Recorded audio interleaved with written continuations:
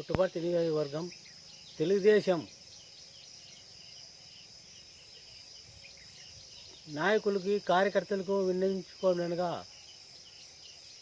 మన పల్లె రఘునాథ్ రెడ్డి సార్ గారికి 5 సంవత్సరాలు నేను సైకిల్ జెండాలు కట్టుకొని సార్ గారికి 5 సంవత్సరాలు సేవ చేస్తే నాకు స్టోరీ ఇచ్చే విషయంలో నన్ను ఎందుకో సారు వినకం చేస్తున్నాడు. ఎందుకో నేను ఏ తప్పు చేసినానో ఏమో నాకే తెలియలేదు సార్.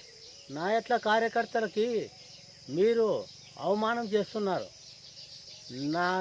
నా కష్టము నియోజకవర్గంలో ప్రతి పల్లె ప్రతి వాడ అన్న విచారించుకో. నేను ఏ కష్టం చేసినాను, ఎవరితో కలిసినాను, మీకు ఎంతమందితో ఫోన్ చేయించుకున్నా కూడా మీరు సహకరించలేదు.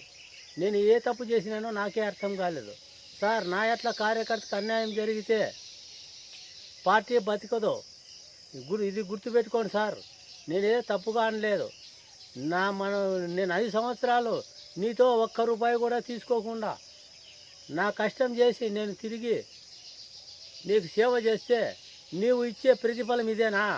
ఇంటిలో అవమానం చేస్తున్నావు, ఊర్లో అవమానం చేస్తున్నావు. ఇదేనా నీ ధర్మము? సార్ నీకు సేవ చేసిన దానికి నాకు మంచి గుణపాఠం నేర్పించినావు సార్. ఎందుకంటే తెలుగుదేశము ఏదో తెలుగుదేశాన్ని బ్రతికించాలని నా తాపాత్రయంతో నేను తిరిగితే నీవిచ్చే గౌరవం మా పల్లె సార్ గెలిచాలని నేను మనస్ఫూర్తిగా సేవ చేస్తే నీవు గుర్తించలేదు సార్. నీ సింధూర మేడం గారు నీ కోసం కూడా నేను కష్టపడాను.